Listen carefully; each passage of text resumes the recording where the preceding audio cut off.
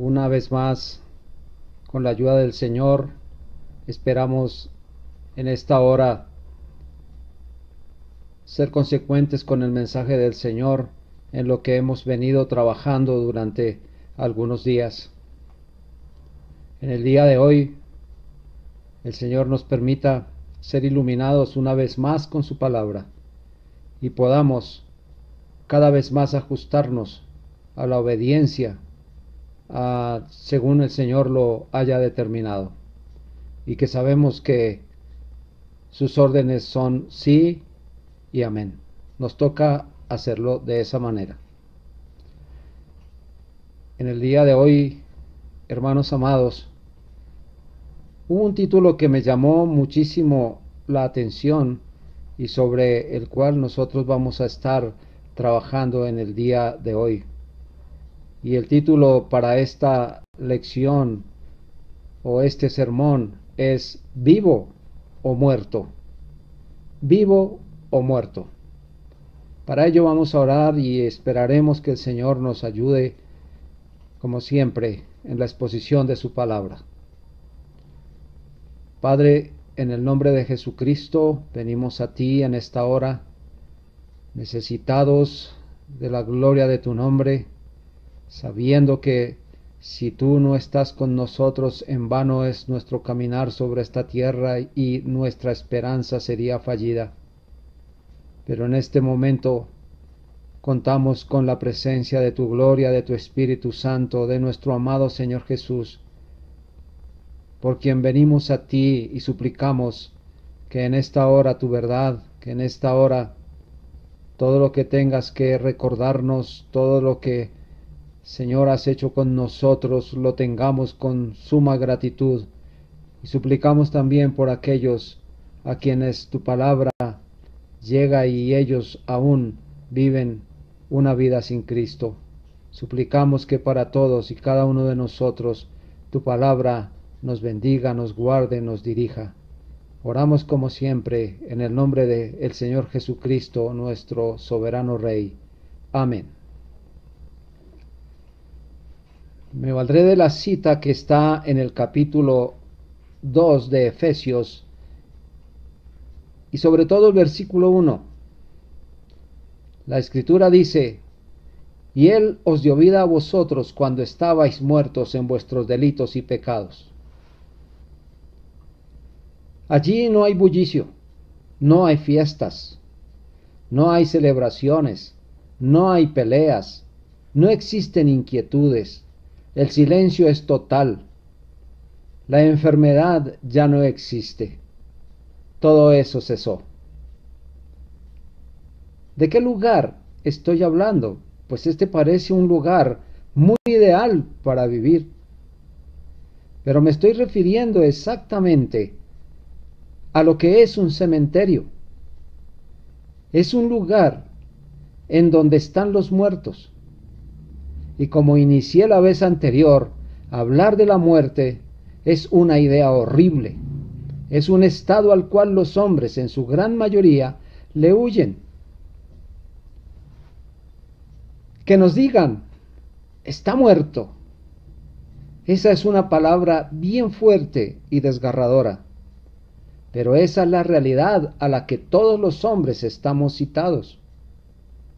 He de recordarles que esa palabra y esa condición no fue inventada por ningún hombre. Dios es su autor. Me valdré de un comentario de J.C. Ryle, que dice él: muchos me permitirían decir que, naturalmente, la mayoría de las personas no son exactamente lo que deberían ser. Son desconsideradas, son inseguras, son descuidados, son desenfrenados, no son lo suficientemente serios. ¿Pero muerto? Oh, no, no debo mencionarlo. Fui demasiado lejos al decir eso. Esta idea es una piedra de tropiezo y una roca de ofensa. Cierro el comentario de J.C. Ryle. Hermanos y amigos, hemos venido tratando sobre la doctrina de la depravación total. y hemos sido ilustrados que no es algo que aparece en la vida del hombre por algunos instantes y luego se va. No es que el hombre se incline hacia un lado y necesite apoyo, ni que sea meramente ignorante y requiera instrucción, ni que esté agotado y pida un energizante, sino más bien es que está deshecho, perdido, completamente incapaz de valerse por sí mismo, expuesto a la ira de Dios. Para este hombre solo existe la posibilidad de estar en cualquiera de los siguientes estados: vivo o muerto. Estados, por supuesto, espiritualmente hablando, que serán la base de nuestra intervención y estudio en esta oportunidad. Así que vamos a la primera de ellas. En primer lugar, el hombre está muerto sin Cristo. El primer estado en el que el hombre se encuentra por naturaleza es que está muerto. Efesios 2:1, la cita con la que introdujimos nuestro sermón, dice: y Él os dio vida a vosotros cuando estabais muertos en vuestros delitos y pecados. Las personas no regeneradas están muertas. ¿En dónde están muertas? En sus delitos y pecados. Eso lo hemos venido mirando una y otra vez. Esto no quiere decir que les falte el espíritu por el cual es una persona. Es decir, una persona hecha un alma viviente, sino que su condición espiritual es inoperante en cuanto a las cosas de Dios, como ya lo hemos visto antes. Esta persona está inclinada al pecado, el cual produce en el hombre la muerte espiritual. El Señor Jesucristo, usando como ilustración este estado, se valió de la parábola del hijo pródigo cuando dijo en Lucas 15:24: porque mi hijo muerto era y ha revivido, se había perdido y es hallado. Reitero, el estado de un hombre pecador es un estado de muerte. El pecador no solo está muerto en sentido legal, como quien está condenado a muerte, sino que está muerto en sus delitos y pecados. No está unido a Cristo, ni vive para Dios, en quien está la fuente de vida. Por tanto, está muerto como el pródigo en la provincia apartada estaba muerto para su padre, su familia y su propia alma.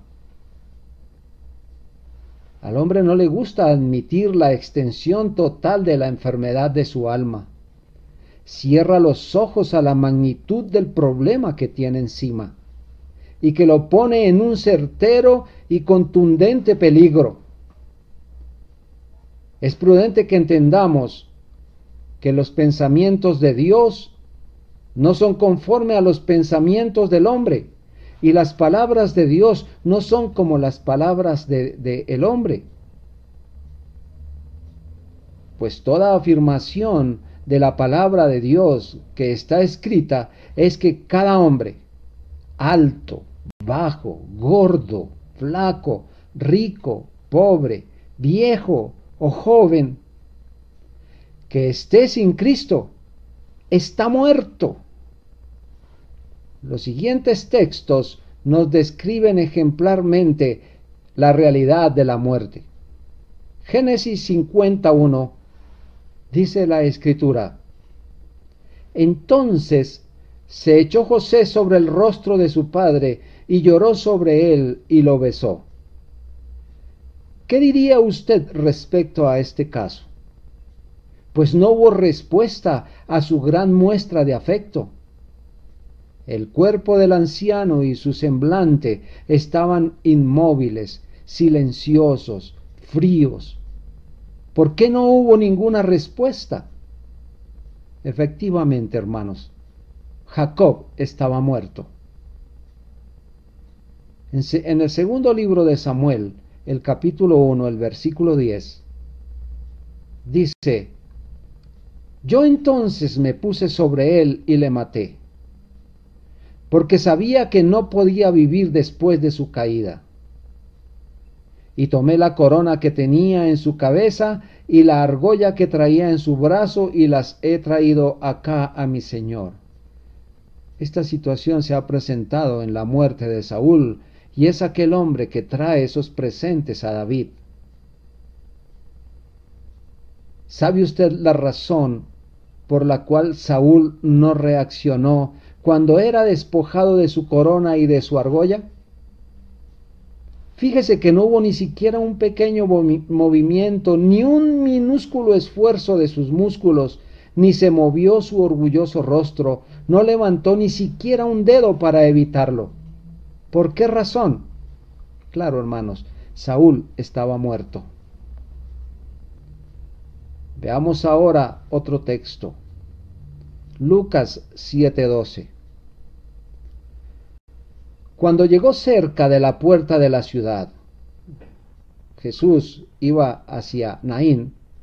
Cuando llegó cerca de la puerta de la ciudad, he aquí que llevaban a enterrar a un difunto, hijo único de su madre, la cual era viuda, y había con ella mucha gente de la ciudad. Era un cortejo fúnebre. ¿Qué conclusión entonces puede sacar usted de esta historia? Por supuesto que sí. No es otra cosa que llevaban a este joven al cementerio. ¿Y por qué llevaban a ese joven al cementerio? Justamente porque el joven estaba muerto. Estas ilustraciones nos sirven para que entendamos con mayor facilidad que es sólo la condición de cada hombre por su naturaleza en lo relacionado con su alma. La dureza, la rebeldía, el odio al Señor, la obstinación, su desagradable pecado en todas sus formas y colores, son propias de un muerto espiritualmente.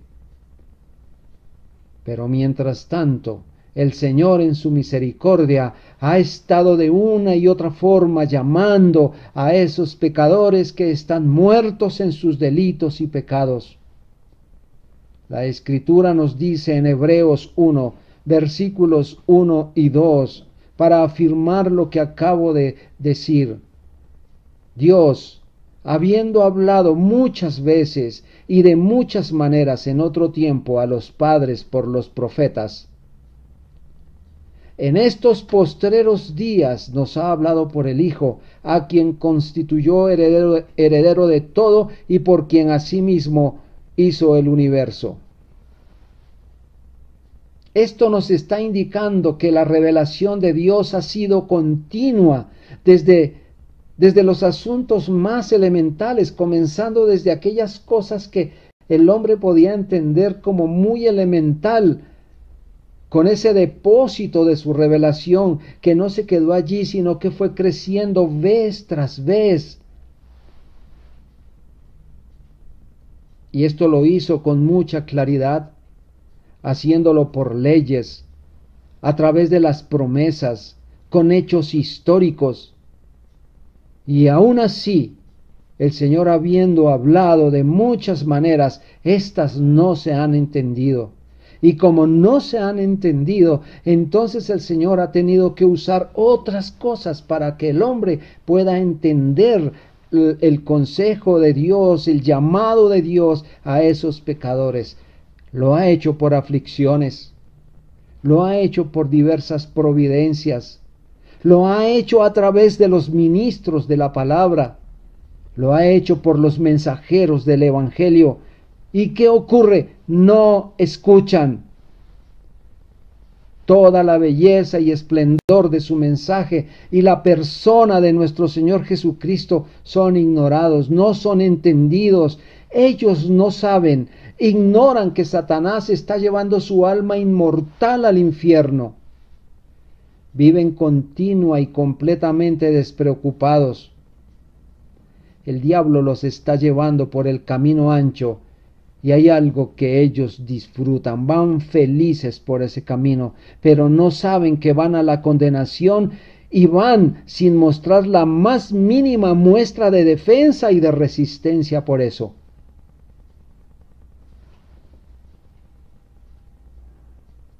Alguien dijo, los peces muertos son llevados por el arroyo. Así que Dios dice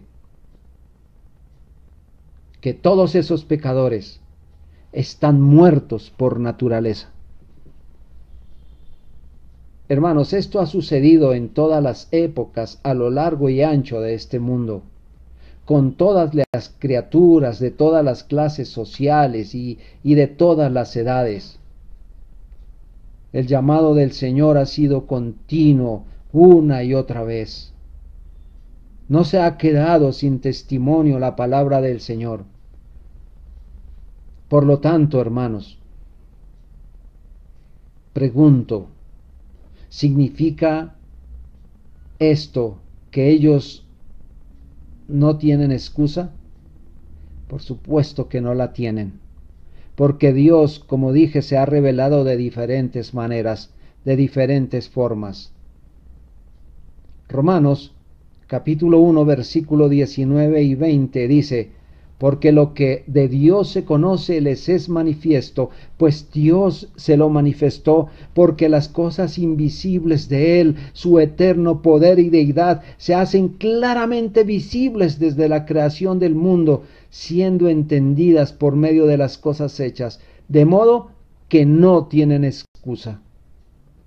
De tal manera que los pecadores son inexcusables, porque Dios no se dejó a sí mismo sin testimonio, sino que Dios manifestó, hizo patente lo que por medio de la razón natural puede conocerse de Él, y esta es la creación. Pero hay más muestras de su revelación y de su comunicación con el hombre, lo cual los deja inexcusables. Allí mismo en Romanos capítulo 2 versículos 14 y 15, la Escritura nos dice que, porque cuando los hombres que no tienen ley hacen por naturaleza lo que es de la ley, estos, aunque no tengan ley, son ley para sí mismos, mostrando la obra de la ley escrita en sus corazones, dando testimonio su conciencia y acusándoles o defendiéndoles sus razonamientos. La luz de la naturaleza la tienen los pecadores paganos e impíos, y conforme a ella serán juzgados. Ellos no tienen otra norma que la que le declara la luz de la conciencia. No serán juzgados conforme a la ley de Moisés, pues nunca la tuvieron, y si la oyeron no la quisieron conocer. Pero la verdad, hermanos, por lo que el Señor los juzgará, es por la ley escrita en su corazón, no por tablas de ley dadas exteriormente. Es por la luz de la conciencia que les da testimonio de lo bueno y lo malo, de la justicia y de la injusticia, de la honra, del deshonor, del amor y del odio y otras cosas más. Esta luz les dirige y les juzga, les dice si es bueno o malo lo que van a hacer, y les acusa o les defiende según sea malo o bueno lo que hayan hecho. Pero también, como cité anteriormente, el Señor no solamente ha hablado por su creación, no solamente ha hablado por sus profetas, no solamente ha hablado por las aflicciones y demás cosas, no solo ha hablado por la luz de la conciencia, sino también por su Santo Hijo, de tal manera que Jesucristo mismo dijo, si yo no hubiera venido ni les hubiera hablado, no tendrían pecado, pero ahora no tienen excusa por su pecado. Juan 15:22. Para agravar la perversidad de este mundo incrédulo y sacar a la luz pública su extrema pecaminosidad, por más que muestren su desprecio a las sagradas escrituras como lo hacen, y agravar así peor su situación, hay otra cosa que es mucho más delicada, y es aborrecer a Jesucristo. Y hay dos circunstancias que agravan la situación de los hombres que lo han aborrecido. La primera de ellas, que cuando el Señor se comunicó con todos estos pecadores, como lo viene haciendo una y otra vez, esas palabras bien merecían que se le amara. Por eso el Señor dijo, si yo no hubiera venido ni les hubiera hablado, no tendrían pecado. Es decir, no tendrían el pecado que les lleva a la condenación. Si no hubiesen oído el mensaje del Señor, entonces no serían juzgados por este mensaje. Pero el mensaje fue proclamado. Y hay algo más delicado, hermanos.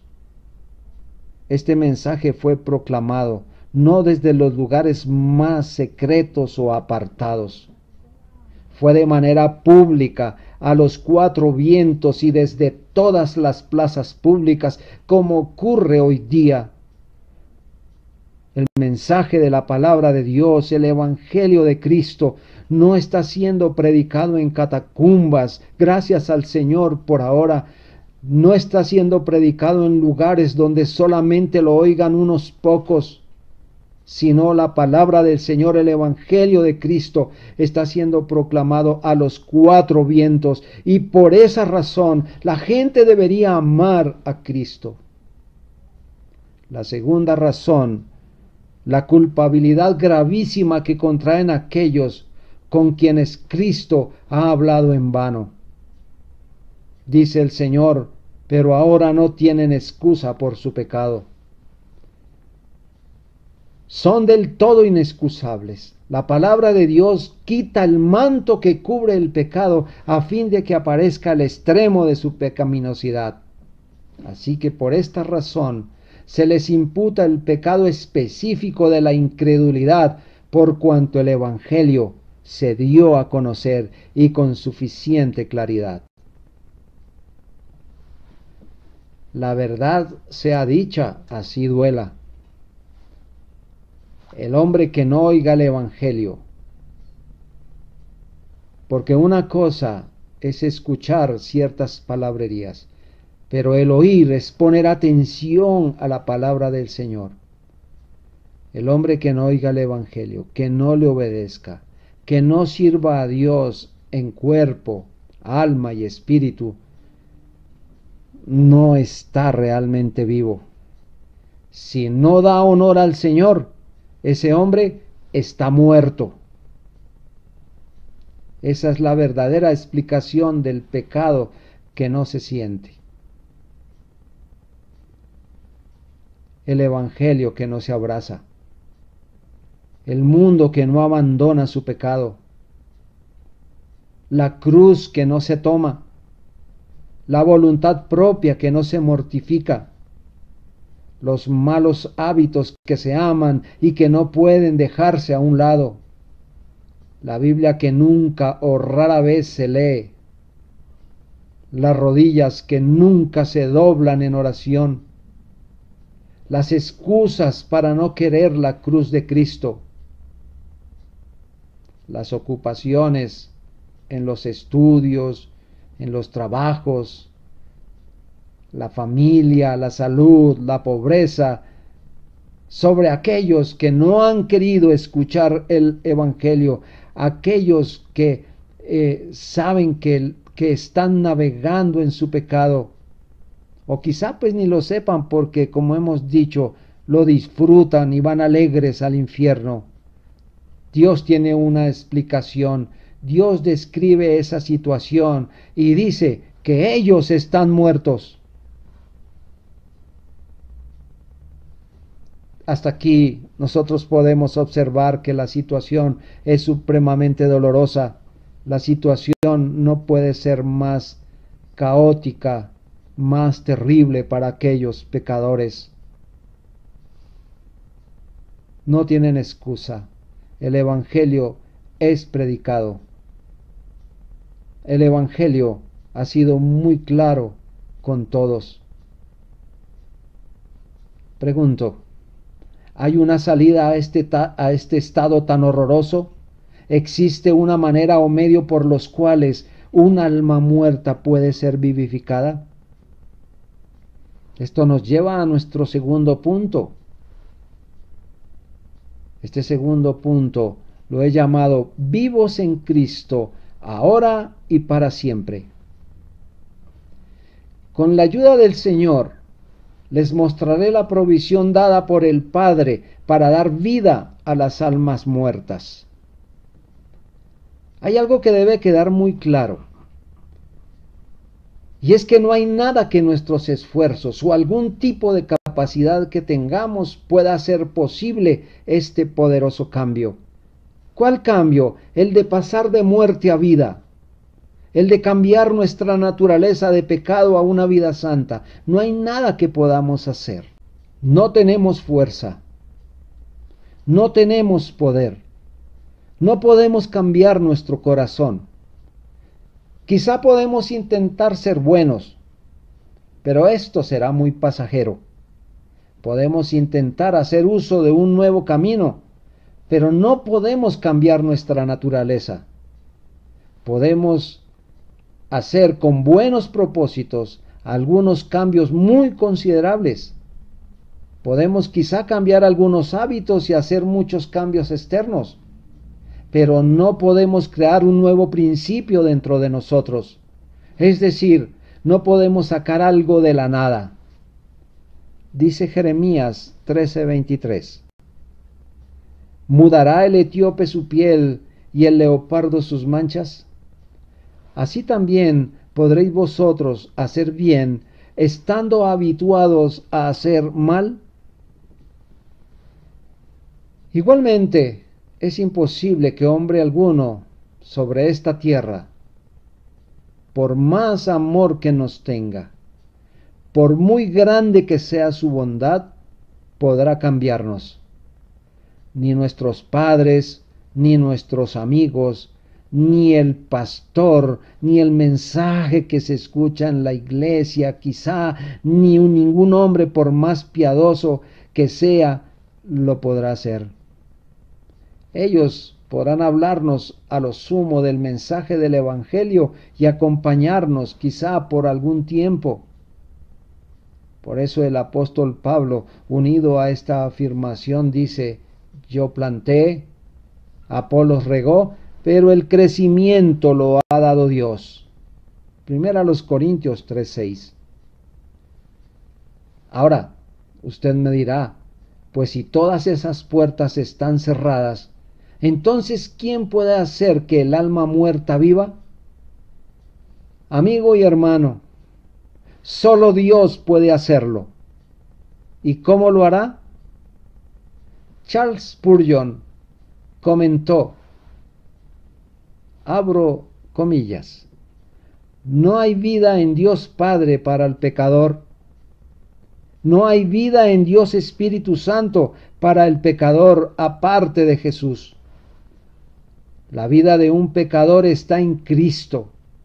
Si piensas que en el Padre puedes encontrar la vida aparte del Hijo, aunque Él ame a sus elegidos y decrete que vivirán, no es así. La vida está solamente en el Hijo. Cierro el comentario de Spurgeon.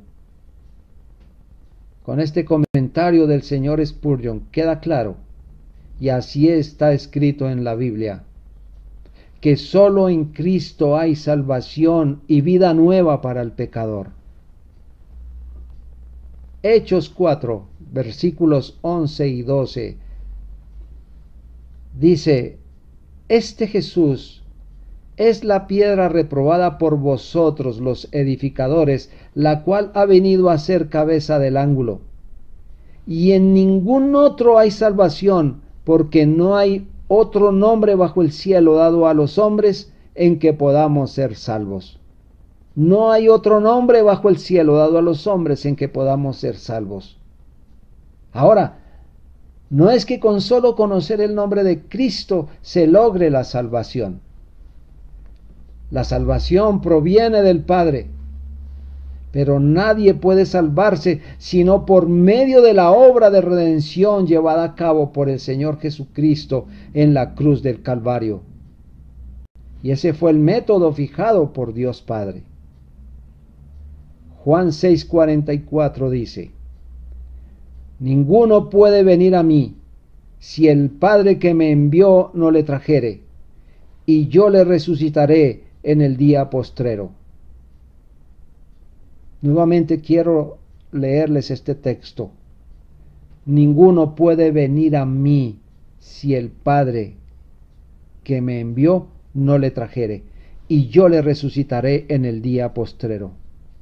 Este es el inicio del camino de vida más maravilloso y la manera como Dios atrae a los más miserables pecadores a Cristo. Como hemos visto en primer lugar en Efesios 2:1, donde dice, y Él os dio vida a vosotros. Cristo nos dio vida cuando estábamos muertos en nuestros delitos y pecados. Esa era la terrible condición y el cuadro sombrío en el estado de pecado y de muertos. Pero viene la acción de Dios en su soberana, libre y amorosa iniciativa para tomar a cargo la salvación del pecador. En los versículos 8 y 10 del capítulo 2 de Efesios, dice, porque por gracia sois salvos por medio de la fe, y esto no de vosotros, pues es don de Dios. El versículo 9, no por obras para que nadie se gloríe, y el 10, porque somos hechura suya, creados en Cristo Jesús para buenas obras, las cuales Dios preparó de antemano para que anduviésemos en ellas. Hermanos, amigos, todo este proceso se debe a la gracia.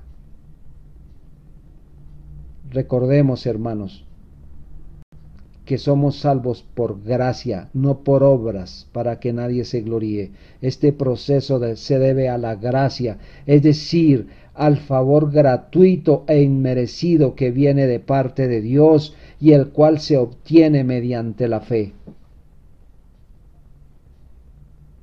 Nosotros no somos salvos por la fe, sino mediante la fe. Podemos entender esto en la siguiente ilustración. La gracia es la comida y la fe es la cuchara con que tomamos esa comida.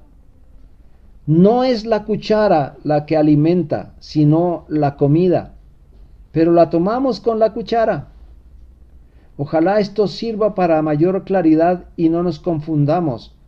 Pero debo resaltar, hermano, que somos salvos por medio de la fe. Es por la gracia del Señor, la gracia que el Señor da. Pero debe haber fe para esto. Pero también debo resaltar que la fe es un precioso regalo de Dios. Pablo dice, y esto no es de vosotros, es que la fe no está en nosotros. Debe haber algo poderoso que nos dé fe para entender el Evangelio, para recibir la gracia de Dios. Ahora, no es que Dios ponga la gracia y el hombre la fe, porque entonces entenderíamos muy equivocadamente que el hombre pone su cuota en la salvación, y eso no es cierto, eso es equivocado. La salvación todo enteramente pertenece al Señor. Pero ¿cómo llegan estas bendiciones al hombre? ¿Cómo yo puedo recibir la gracia? ¿Cómo el pecador también puede tener fe para recibir al Señor? Por el Espíritu Santo. El Espíritu Santo inicia en el pecador la iluminación. Puede ver en medio de las tinieblas donde vivía. El Espíritu Santo pone la convicción, pone el dolor, pone el arrepentimiento por haber pecado. Y este hombre se humilla ante el Señor. Y allí, hermanos, quiero hacer notar el paso más importante, que es, sin humillación no puede haber fe. Pero si falta la convicción de pecado, y aparte de eso no se está viendo el estado de miseria, la realidad de ese estado de miseria. Y además a eso le añadimos que nunca hubo lloro ni lamento por su pecado, entonces podemos decir, podemos estar seguros que el Espíritu Santo no ha obrado en esa alma y seguirá muerta.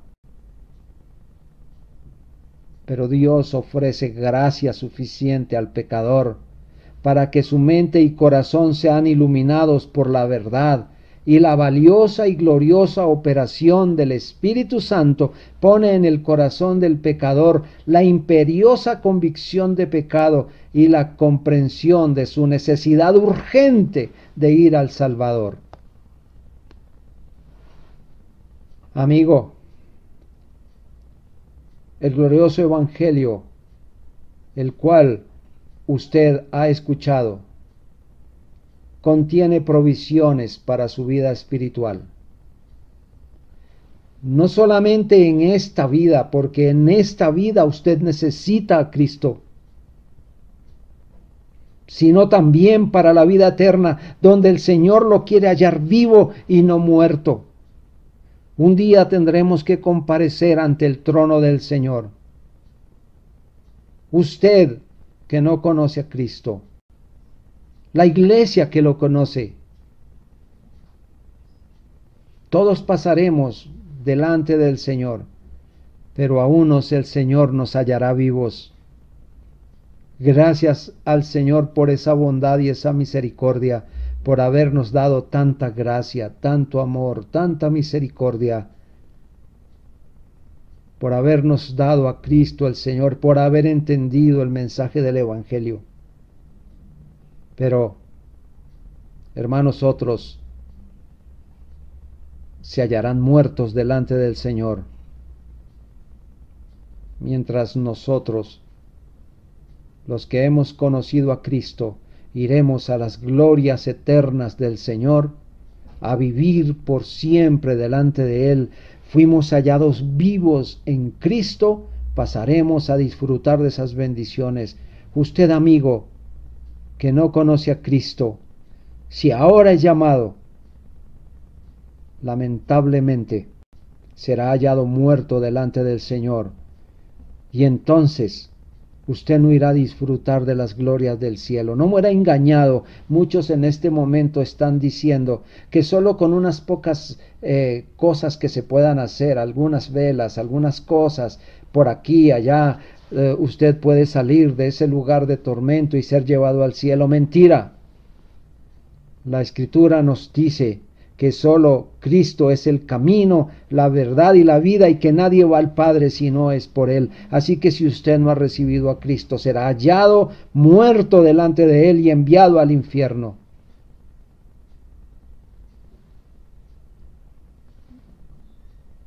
Usted ha escuchado ese glorioso Evangelio. Así que los muertos deben venir a Cristo. No hay excusa, ya escuchó. No es más sino que mire la naturaleza. No es más sino que usted vea dentro de usted y hay alguien que le dice si está haciendo mal o bien. No hay excusa. El Señor, con su gracia, le dará vida y paz. Él es suficiente para hacer y dar a los pecadores todo lo que ellos necesitan para la salvación. El Señor Jesús los limpia con su sangre. Quita todo ese aberrante, lava todo ese aberrante pecado con el que usted ha vivido día tras día. Y luego lo hará vivir por su Espíritu Santo. El Señor Jesús es un Salvador completo. Debo recordarle que esa poderosa cabeza no tiene miembros muertos. Por eso hoy su iglesia no solo está justificada y perdonada, sino que está viviendo también, está siendo vivificada con Él y hecha partícipe de su resurrección.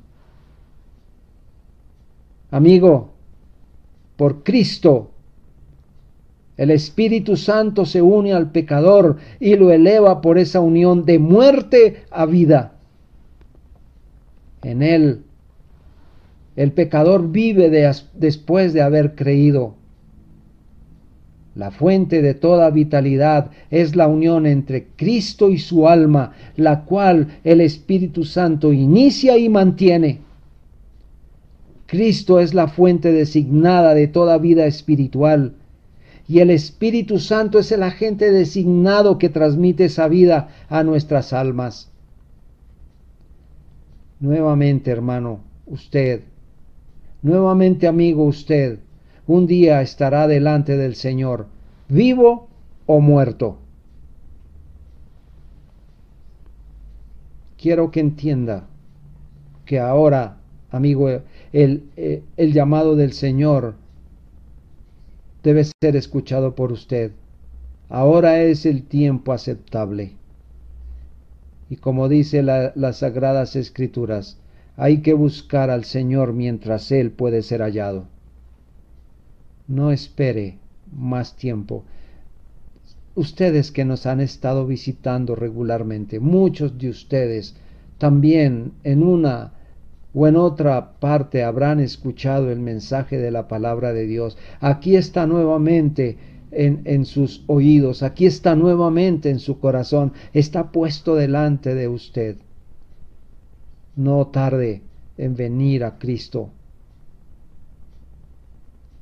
Búsquelo en oración. Busque ayuda para que pueda entender este mensaje tan precioso. Ahora, amado hermano,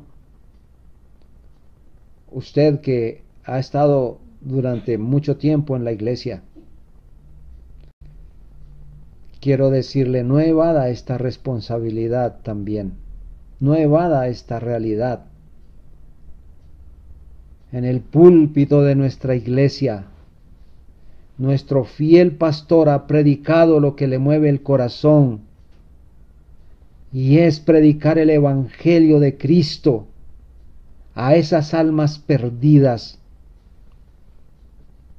pues él ha entendido que muchos de los que le rodean, como también a nosotros,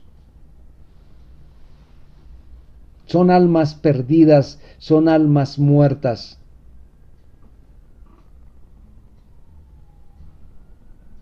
Hay muchos de ellos que no asisten a ningún lugar de culto. Otros visitan la iglesia de manera tan irregular que no les parece importante eso de asistir a cultos.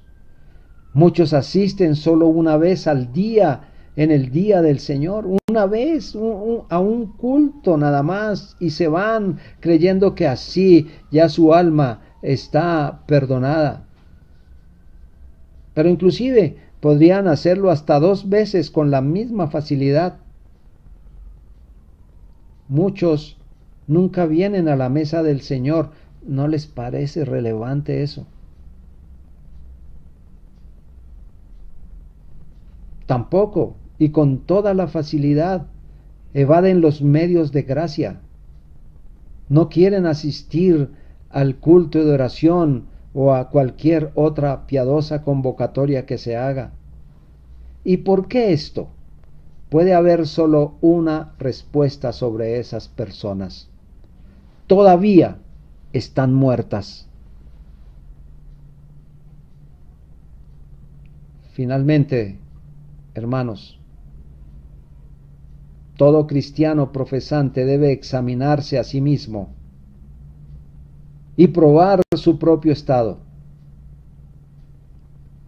No es solo en los cementerios donde se encuentran los muertos. Hay demasiados en nuestras iglesias y cerca de nuestros púlpitos, demasiados en las sillas y demasiados en las bancas. Hay almas muertas en nuestra iglesia y almas muertas en todo lugar. Pero algo quiero decir. Ojalá, hermano, y lo digo con dolor en mi corazón, ojalá en su familia vivan todos para Dios. Pero como dije, con gran pesar debo decir que quizá en cada casa haya un muerto. Por favor, hermano, mire su casa y ore a Dios por ellos. Pero aquí, hermano, lo más importante, pruébese a sí mismo, comenzando por usted. Debe haber la luz de Cristo, debe haber el compromiso con el Señor.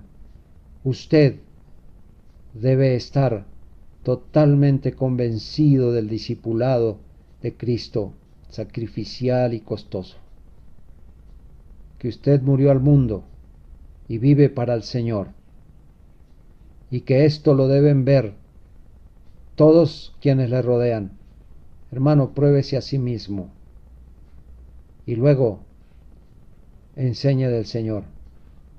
Porque si enseña lo que no vive, los muertos no entenderán, como usted tampoco lo habrá entendido. Hermanos, el Señor los bendiga a todos. El Señor nos ayude a todos. Porque como hemos dicho, muchas almas muertas nos rodean. Todavía hay mucho trabajo por hacer.